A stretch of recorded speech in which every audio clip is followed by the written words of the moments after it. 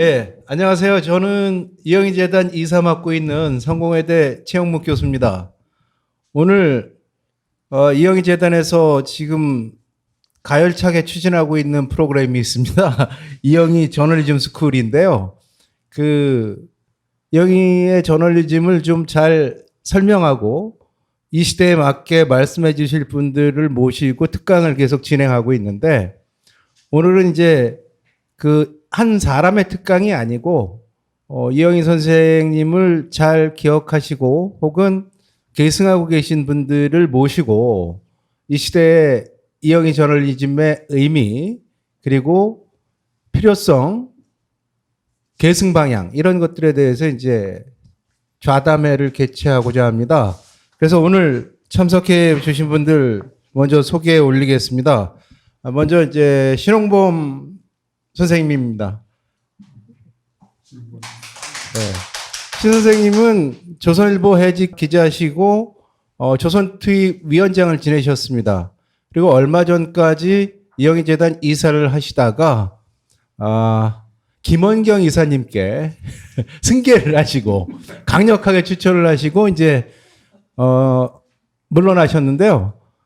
선생님 예상대로 김원경 이사님이 오셔가지고 재단에 큰 활력을 불어넣고 있습니다. 감사드립니다.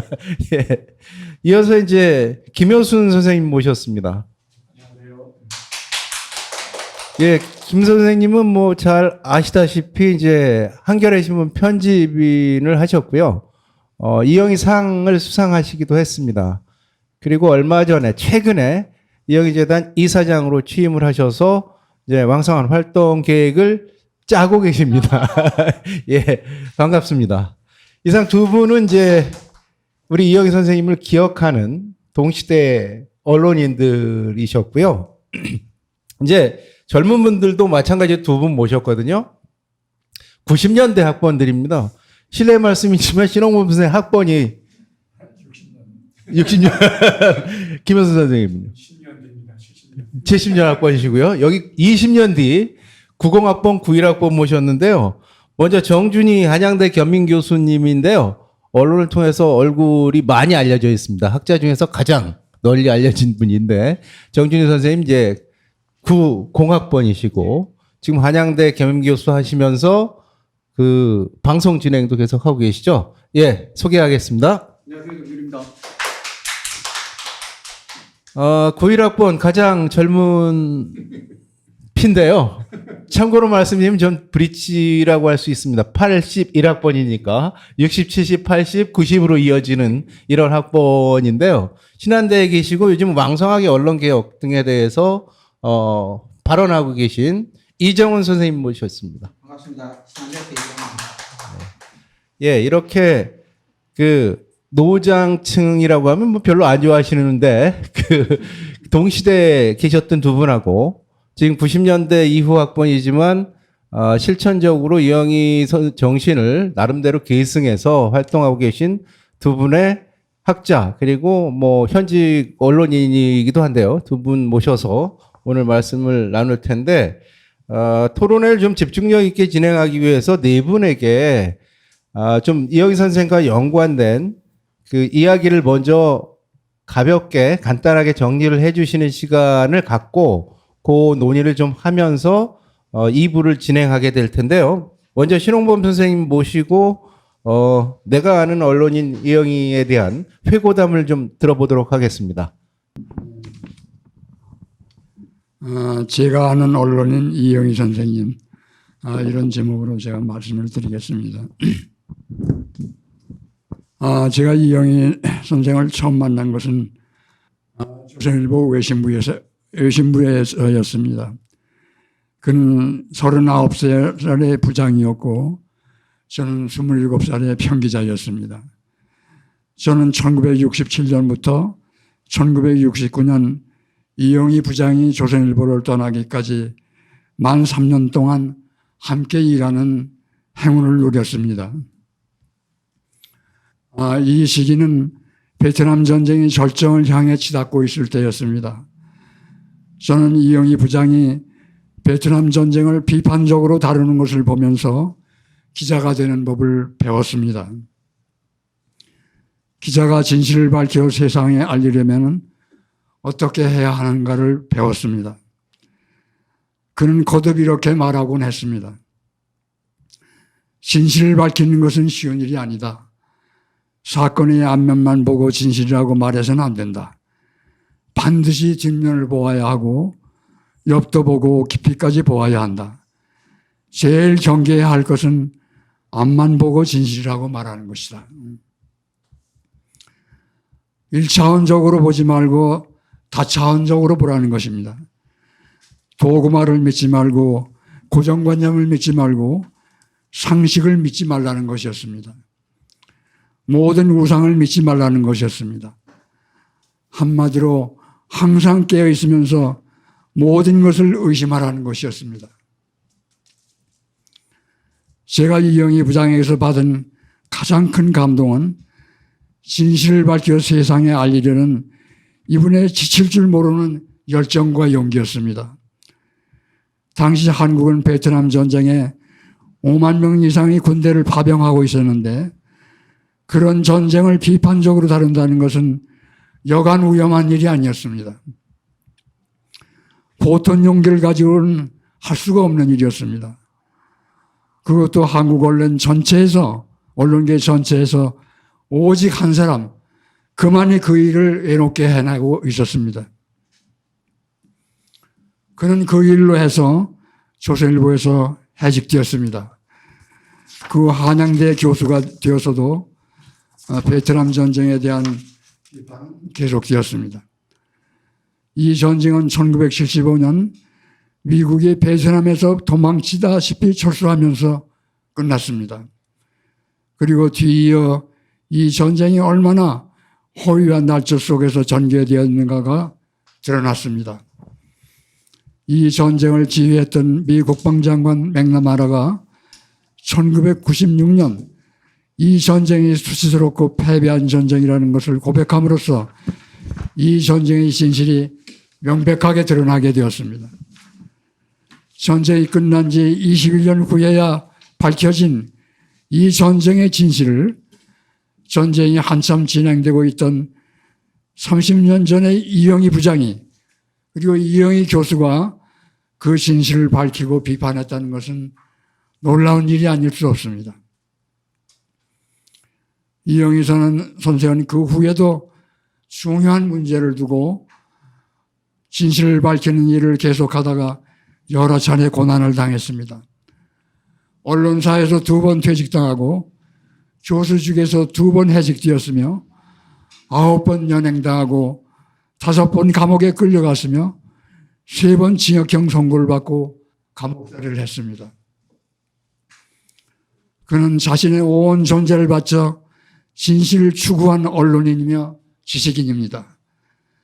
직장에서 쫓겨날 각오를 하고 감옥에 갈 것을 각오하고 진실 앞에서 타협하지 않고 자신의 양심을 지킨 언론인이며 지식인입니다. 저는 한국의 언론인 가운데서 이런 언론인을 아직까지 본 적이 없습니다. 이영희 선생이 살아서 지금의 언론을 보고 있다면 뭐라고 말씀하실까요? 신문지는 있으나 신문은 없고 언론을 농락하는 언론인은 있으나 언론인은 없다고 말하지 않을까 싶습니다. 가짜뉴스들이 범람하고 진실 비틀어 조작한 가짜 진실이 넘쳐나고 있기 때문입니다. 잘못된 정치를 바로잡아야 할 언론이 스스로 정치판에 뛰어들어 언론의 이름으로 정치를 하고 있는 그런 지경에 이르렀습니다. 이영희 선생은 11년 전에 세상을 떠났지만 그의 정신은 여전히 살아 있습니다. 그는 오늘의 언론을 향해 반성하라고 외치는 경종이며 지책입니다. 네, 이것으로 끝내겠습니다. 예, 말씀 감사합니다. 동시대 기자 이영희와 함께 생활을 하셨던 그런 회고담을 말씀해 주셨는데요. 격세지감일 수밖에 없을 것 같은데, 신홍보 선생님 아직까지 이제 언론계를 지켜보고 계신데, 뒤에 토론은 하겠지만 그때 기자 이영희가 그럴 수 있었던 동력은 무엇이었을까요? 어떻게 개인의 자질이 워낙 그랬었던 걸까요? 아니면 시대 분위기나 기자 사회가 지금과는 좀 다른 점이 있어서 그럴 수 있었을까요? 저는 이영희 선생이 베트남 전쟁 이런 소설부 기자로서 그런 역할을 하기 전에 아주 치열한 자기 나름의 세계관의 모색이 있었다고 생각합니다. 그러니까 이 세계를 자신은 어떻게 바라봐야 하며 어떻게 보아야 하며 이 세상이 어디로 가야 되는지 이 세계가 어디로 향해야 되는지를 치열하게 모색했다고 보거든요. 그래서 그런 세계를 가지고 이 베트남 전쟁을 바라보고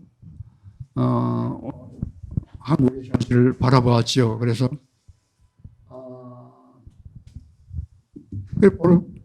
그런 자기 세계관의 입장에서 보니까 베트남 전쟁이 잘못된 거예요. 한국의 현실은 말할 것도 없고요. 그러니까 그런 양심의 괴로움에서 자기의 양심에 충실하다 보니까 그런 치열한 작업을 해내긴 게 아닌가 이렇게 생각하거든요. 예.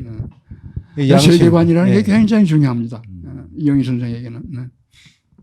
그러니까 식민지 시대에 나서 전쟁에 이제 참전을 하셔서 장교로 그 참상을 직접 목격하고 그리고 50년대 국내 정치의 부패 타락상과 그리고 뭐 어떤 친미주의나 뭐 여러 가지 사회적인 문제들 속에서 이제 베트남 전쟁이 터지는데 일단 그 치열한 자기 세계관의 모색 과정과 그거에 근거한 양심에 충실한 행위가 그런 진실 추구자로 이끌었지 않았을까 이런 말씀으로 이해하겠습니다.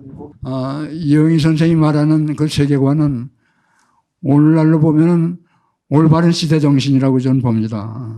그러니까 기자나 지식인은 오늘의 이 세상을 어떻게 보고 이 세계가 어떻게 가야 되는가, 어떻게 가야 되는가, 오늘날의 올바른 시대 정신이 뭔가 이런 걸 치열하게 전 모색해야 된다고 보고 그리고 그런 그 확립이 됐으면 그런 시대 정신을 따라야 되겠죠. 네. 알겠습니다. 그 자연스럽게 김효순 이사장님께서 이영희가 기자로 살았던 시대를 좀 돌아보면서 그러면 좀 더 이영희 선생님의 활동과 그 삶의 바탕을 이해하는 데 도움이 될 거라고 생각합니다. 예. 신홍모 선배님은 아주 그냥 시간을 칼같이 지키셔갖고서. 하여튼 저는 그냥 요즘 이제 어디 뭐 강연 나오면 항상 느끼는 게 정말 역사를 거의 모르는 젊은 세대를 상대로 얘기할 때는 뭐 잘못하면 진짜 이게 어느 무슨 석기 시대를 얘기하는 거 아닌가 하는 뭔가 같은 상당히 그 어떤 소통의 어려움 같은 걸 제가 항상 느끼고요. 그래서 오늘은 제가 그냥 일부러 이 파워포인트를 만들어 갖고 왔습니다. 그래서 이영희 선생 뭐 삶은 말할 것도 없고 그 이름조차 들어보지 못한 젊은이들한테 그래도 그나마 좀 영상 자료라도 있으면 좀 낫지 않을까 싶어서 갖고 왔고요. 첫 번째는 이제 이영희 선생님의 우선 신화부터 시작을 하겠습니다. 그래서 아마 이영희 다시 읽기인가 아마 창비에서 얼마 전에 그 나온 책 있죠. 거기서 그 김동춘 교수가 그 얘기를 또 썼던데 제가 아마 이영희 선생님 돌아가시고 아마 다음에일 것 같아요. 오늘 사석에서 만났더니 김동춘 교수가 그러더라고요. 이영희 선생님이 살아계셨으면 천안함 진실을 반드시 밝히셨을 텐데 하고 그러더라고요. 그래서 제가 그때 이제 한겨레에서 마지막 읽거든요. 이제 좀 뭐 은퇴 얼마 안 남았을 텐데 그래도 현역 기자로서 그런 말 들으니까 좀 뜨뜻하더라고요. 근데 어쨌든 정말 어떤 뭐 저나 아니면 저보다 뭐 위나 아래로 어떤 세대들에서는 어떤 이영희 선생님에 대한 어떤 그 정말 신화라 그럴까? 이영희 선생이라면 반드시 해냈을 거라는 그런 게 있고요. 그리고 이제 저는 그 이영희 선생님의 어떤 업적이나 그런 거에 대한 평가는 뭐 사실 저는 이제 냉정히 해야 한다는 생각을 해서 그래서 기본적으로는 그냥 그 어떤 선진국에서 이영희 선생과 어떤 비슷한 고민을 했던 사람들 그렇지만 이제 그 사람들은 좀 어떻게 살아왔는지 그거를 좀 대비시키려는 생각에서 좀 이 파워포인트를 만들었고요. 그래서 제가 그 2007년에 그 데이비드 헬버스텀이라고 그래서 이제 미국의 아주 저명한 기자인데 이제 이 가장 추운 겨울이라는 이제 미국에서 책을 냈어요. 그리고 이 책을 쓰고 나서 이 양반이 이제 교통사고로 갑자기 이 세상을 떠납니다. 그래서 이분은 뭐 이영희 선생보다 그냥 연도로만 따지면 5년 늦게 태어나서 사고사를 당해서 이제 3년 일찍 돌아가셨는데 하여튼 제가 이 책 보고 진짜 엄청나게 감탄을 했어요. 그래서 이제 그러니까 그 당시에 한국 전쟁 때 어떻게 보면 이제 뭐 정말 세계 최강의 미군, 그러니까 뭐 나치 독일 군대도 물리치고 또 일본 그 소위 말하는 일본 일제 군대, 천황파의 군대도 그 깡골이 부신 미군이 어떻게 그야말로 진짜 뭐 농민 게릴라 같은 생각을 했던 중국군한테 그렇게 당했나를 이 분석한 글이었는데 하여튼 뭐 이 제 자신도 많이 배웠습니다. 근데 이 헬버스텀이라는 사람이 유명해진 거는 이제 이 베트남 전쟁하고 이제 직접 연관이 되고요. 그래서 이 사람이 한 20대 중반에 무슨 그 당시에 아프리카 콩고 정세가 아주 복잡했는지 이제 글로 갔다가 그 28살에 베트남 특파, 그러니까 이제 뉴욕 타임즈의 베트남 특파원으로 갑니다. 그런데 아마 이 양반 보게 되면 아마 성깔이 이영희 선생 못지않게 아마 하여튼 뭐 깐깐했던 것 같고요. 그래서 이제 뭐 그 당시에 이제 주월 미군 사령부 아니면 이제 주월 미국 대사관. 그러니까 이 양반은 이제 그쪽에서 하는 발표들을 기본적으로 믿지를 않더라고요. 처음에는 이제 그쪽 발표를 들었는데 조금 지나다 보니까 이제 너무 거짓말이 많고 뭐 정가도 뭐 확대하고 그래서 이제 직접 그 전투 부대들을 찾아다니면서 이제 취재를 하거든요. 그래서 그 당시 이제 사병들 얘기를 들어보니까 그러니까 이제 미국의 쫄병들이죠. 이들이 도대체 미국 여기까지 와서 자기들이 왜 싸우는지 전혀 모르고 사기도 땅에 떨어져 있고 이제 그런 거를 계속 기사를 쓰니까 당시 그 케네디 미국 대통령이 좀 뿔따고 난 모양입니다. 그래서 아마 NIT 사주한테 아니 이렇게 비이국적인 사람이 특파원을 하면 되느냐 좀 바꿔달라고 요구를 했는데 뭐 NIT도 뭐 이렇게 간단한 그 사주 가문이 아니잖아요. 그래서 아마 그거는 거절한 모양이고요. 근데 이 사람이 이제 1971년에 The Best and the Brightest라는 그 책을 씁니다. 근데 이거는 그야말로 이제 세계적인 이 베스트셀러가 되고요. 그래갖고 이제 이 책이 뭐 정말 전 세계, 그러니까 무슨 영어를 읽었어요. 영어권에서는 뭐 바로 뭐 그대로 나왔을 테고 이제 다른 여러 나라의 언어로 번역이 되었는데 그래서 이제 제가 참고 삼아 그러면 이제 일본어판은 언제 나왔는지 또 우리나라 한글판은 언제 나왔는지를 그냥 이건 이제 간단히 그냥 비교만 해왔습니다.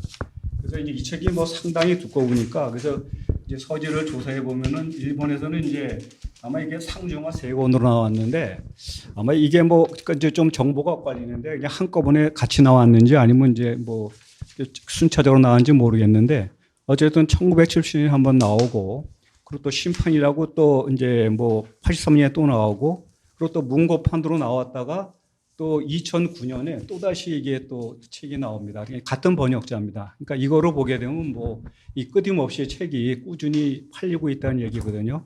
근데 이 책은 한국에서는 2014년에 나왔습니다. 그러니까 이게 이제 거의 한 40년 되는데 저는 그래서 베트남 전쟁에 대한 한국의 인식이 되는 게 적어도 일본하고는 한 40년 넘어 뭐 차이가 있는 거 아닌가 하는 좀 생각을 했고요.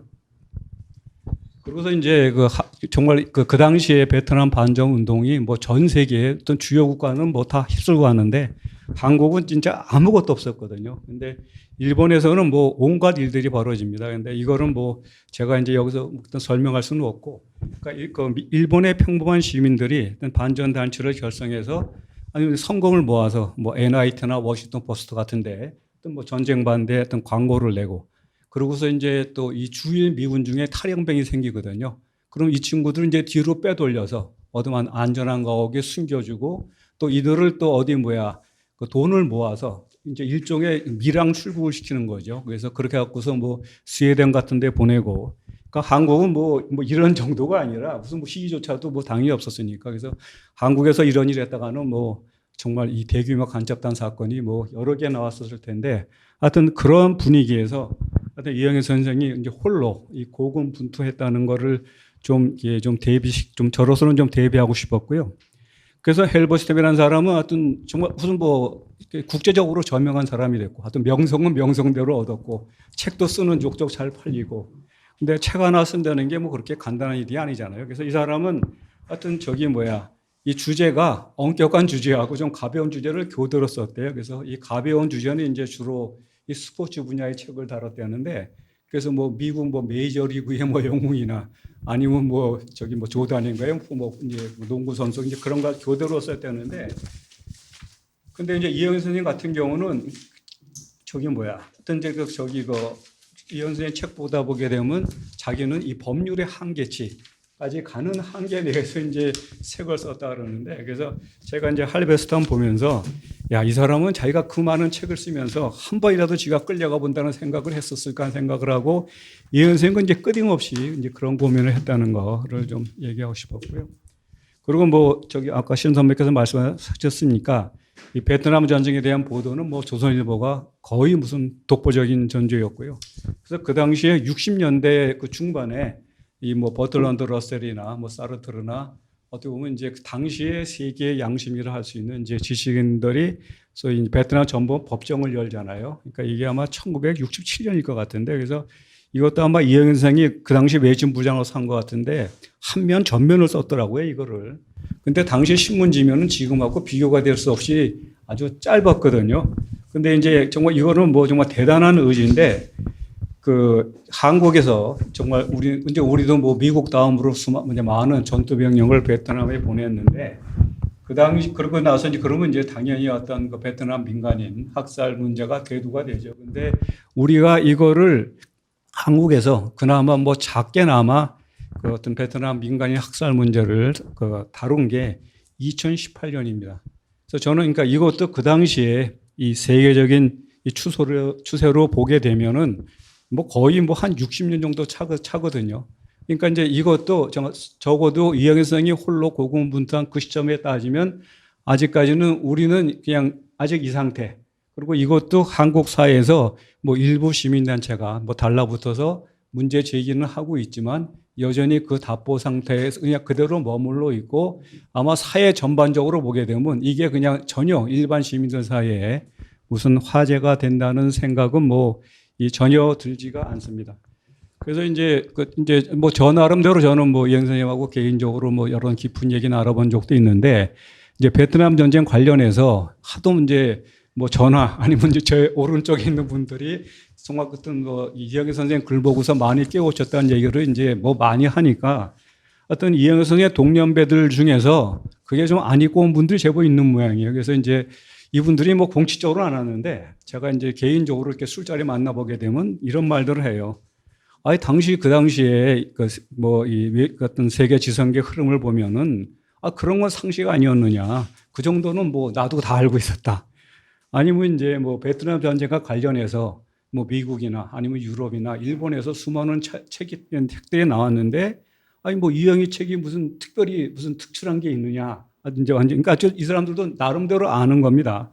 그러면서 이제 왜 후배들이 그 사람 존경하느냐 하는 이제 이런 식으로 얘기하는데 아마 저보다 한 5살, 6살 정도의 위라면 제가 바로 들이받았을 겁니다. 근데 이제 거의 뭐 이영희 선생님과 거의 이제 동시대 분들이니까 제가 이제 차마 이제 그렇게까지는 못하고 근데 그 얘기 들으면서 제가 이제 안타까웠던 게 이 사람들이 지가 알았으면 자기는 왜 그때는 안 쓰고 뒤늦게 와서 나도 다 알고 있었는데 하는.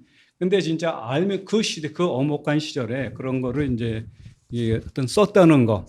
그래서 저는 그런 게 대해서는 좀 이런 말 하는 사람들이 좀 상당히 좀 기분이 나쁘고요. 그래서 또 이영현 선생님이 또 상당히 또 깐깐하기도 하고 좀 성질도 급하시거든요. 그래서 어느 때는 직접 이런 걸 또 글도 쓰더라고요. 그러니까 옛날에는 진짜 군사 독재 시대에는 뭐 끽소리도 못하던 사람들이 뭐 이제 와서 무슨 뭐 이 가타부타 한다 하는 그런 얘기 하는데 하여튼 이제 이게 그냥 그래도 그나마 그 당시에 외신도 알고 국제정세의 흐름도 안다는 지식인들이 뭐 이런 얘기를 합니다. 뭐 근데 이제 이영현 선생이 이제 한 주제가 큰 것도 여러 개 있잖아요. 뭐 베트남 전쟁도 있고 친일 일본의 극우 세력과의 싸움도 있고 또 중국 문제도 있는데 저는 그냥 시간상 이영현 선생님께서 그 친일 파트를 지적한 얘기를 좀 하겠습니다. 그래서 이영현 선생이 이제 아주 자랑하시는 것 중에 하나가 자기가 일본의 그 자위대가 한반도 유사시에 그 이제 어떤 미군을 따라 한국에 들어와서 파병을 해서 이제 소위 말하는 이제 북한 쪽에서 침공해 올 경우 그거를 격퇴시킨다는 그 미스야 비밀 계획이라는 거 있었는데 자기가 그거를 폭로했다고 아주 은근히 자랑하십니다. 그래서 제가 이제 그 신문 지면을 실제로 찾아왔습니다. 도대체 어떻게 썼길래 이 선생님이 그렇게 자부심을 갖나 그랬더니 이제 이게 그 1966년 9월 8일자입니다. 그래서 신문의 이면에 어떤 이 톱으로 돼 있더라고요. 그래서 전 사실 이거 보면서 조금은 실망했어요. 그래서 뭐 제목이 한국을 보는 눈 돼 있고, 그다음에 이제 한일 뭐 저기 뭐야 그 일본 기시노부스키야 뭐 단독 회견 이렇게 돼 있고 큰 제목이 뭐 한일은 공동 운명체 뭐 이 정도 돼 있더라고요. 그래서 뭐 이 정도 갖고 선생님이 이렇게 자랑을 하셨나 그랬는데 사실 그 이 미스야 계획은 그러니까 원래 이제 이게 일종의 이제 그 뭐야 그 군사 도상 훈련이거든요. 이제 서류상으로 오고 가고 그래서 일본에서는 이제 1963년도에 이제 이미 그 실행이 됐던 거고 그래서 이게 일본에서는 그 사회당 의원이 일본 국회에서 이거를 이제 그 당시 그 자민당 쪽에서 따집니다. 그러니까 지금 저기 그 만일 한국에 전쟁이 났을 경우 그러니까 일본은 지금 일제 무슨 그 뭐야 이 교정권이나 아니면 집단 자기 이런 게 부정되어 있는데 일본 자위대가 가서 한다는 게 말이 되냐 해서 이제 일본 국회 내에서는 뭐 엄청나게 문제가 됐었거든요. 근데 당시에 한국 언론에서는 뭐 아무것도 보도된 적이 없었습니다. 근데 이제 이영현 선생은 뭐 꾸준히 이제 이 자료를 연구하시는 분이니까 그래서 이제 그런 거를 쭉 메모하고 있다가 이제 이 기시노부스케라는 사람이 이제 그 당시에 무슨 그 당시에 아마 아시아 의원 연맹인가 뭐 이런 이제 단체 그런 조직이 있었고 거기에 일본 대표단으로 이제 들어옵니다. 그래서 그때 그 이영현 선생이 이 기사를 쓴 게 외신 부장 시절입니다. 그러니까 사실 이런 기사는 이 부장이 쓰는 건 아니거든요. 그러니까 부장은 대개 이제 언론 따지면 이제 데스크를 보는 건데 이영현 선생이 이제 직접 이 워커에 가서 이 정말 기시를 만납니다. 그러니까 어쨌든 그래도 일본의 전직 총리고 일본 정계의 실력자를 어쨌든 섭외한 것 자체도 사실 놀랍지만 가서 이 질문 자체가 대단히 공격적이에요. 그러니까 이제 보통 그냥 웬만한 기자들은 뭐 상대가 뭐 대통령이나 아니면 뭐 총리라고 하게 되면 아무래도 좀 질문 수위를 좀 조절하거든요. 그런데 하여튼 이영현 선생은 이게 뭐 전혀 없었고 그리고 뭐 여담으로 따지면 이제 그 당시 조선일보 편집회의에서 이거 갖고 아마 이영현 선생이 자기가 이거 하겠다고 아마 얘기를 한 모양이에요. 그래서 거기에 대해서 이제 다른 부장이 아니 이게 왜 외신부 소관이냐 그래서 뭐 서로 주먹 다짐까지 했다는 얘기가 있습니다. 하여튼 근데 그 정도로 이영현 선생이 하여튼 이 끈질기고요. 근데 이영현 선생이 이렇게 이제 이 기시노부스케에 대해서 이제 따지고 든 거는 기시노부스케가 어떤 사람인지를 뭐 이 누구보다도 이제 잘 알고 있었거든요. 근데 당시만 하더라도 한국의 지성계에서 이 기시가 어떤 사람인지에 대해서 그렇게 큰 많은 이 정보들이 없던 때입니다. 그래서 얼마 한 7, 8년 됐나요? 이제 한국에서 뭐 강상중하고 형맘이라는 사람이 쓴 책이 이제 한국어로도 번역이 돼서 그래서 이제 뭐 정말 태어나지 않을 사람, 돼서는 안 될 사람, 그래서 뭐 귀태라는 표현도 나오고 그랬었는데 이때는 뭐 이 그런 게 하여튼 전혀 없을 때거든요. 그래서 저기 뭐야. 근데 그래서 이 박정희가 하여튼 쿠데타 일으키고 나서 하여튼 가장 먼저 그 정말 지가 호소를 한 게 기시노부스케입니다. 그래서 이제 뭘로 이제 사적인 채널로 그 기시노부스케한테 그 편지를 보내서 당신이 어느 유정보다도 한국에 대해서 깊은 이해를 갖고 있는 거 아니냐. 그래서 이제 정말 편지를 쓰고 그러고서 이제 그 김종필 육사 동계 중에 한 사람인 최영택을 그 이제 일본의 참사관으로 보내서 기시를 찾아가서 기시의 가르침을 아주 이제 정말 받아라. 그 양반한테 가르침을 청하라 이렇게 돼 있고요. 그래서 이제 최영택이 그러한 그 이제 좀 저희 미 공작을 하고 그리고 박정희가 이제 어쨌든 쿠데타 일으키고 나서 이제 한국에서 이제 실권자가 됐으니까 미국에서 이제 초청을 하잖아요. 그래서 61년 11월 달에 이제 소위 말하는 미국에 가는데 미국 가기 전에 이제 일본에 들립니다. 그래서 저는 이 관련해서 좀 누구 좀 더 아시는 분이 있으면 좀 얘기했으면 좋겠는데 그래서 이영현 선생이 이제 그때 방미 거기에 이제 수행을 하잖아요. 그래갖고 이제 미국에 가갖고서 이제 공식 발표대로 안 쓰고 다시 뭐 국무부나 이런 데 취재를 해서 그래서 이제 다른 얘기를 쓰니까 아마 그 수행 이제 취재를 하다가 중간에 쫓겨나서 이제 먼저 귀국을 하잖아요. 근데 하여튼 이 당시에 하여튼 박정희가 기시하고는 따로 만나서 거기서 그러니까 요정에서 만나서 이제 저기 이제 또 이 자문을 구합니다. 근데 그때 이제 기시가 훈계를 하거든요. 그러니까 국민 간정에 영합하지 마라. 그래 갖고서는 절대로 뭐 이 경제의 그런 협력 같은 거 뭐 되지를 않는다. 그래갖고 이 결과적으로는 정말 그 기시가 거기 그 충고한 대로 조언한 대로 한일 협정이 그냥 물에 물 탄 듯 흐지부지 되고 그래서 이제 뭐 이 사할린 동법 문제나 아니면 이제 군대 위안부 문제나 그런 게 이제 아무 정리가 되지 않았고 다시 또 이 박근혜 때 이 박정희의 그 따님 그 시절에 또 더더욱 또 이상하게 또 이 분탕질을 해서 아직까지도 이제 그런 일이 있습니다. 그래서 근데 저는 뭐 요 정도 하고 나머지는 그냥 자료로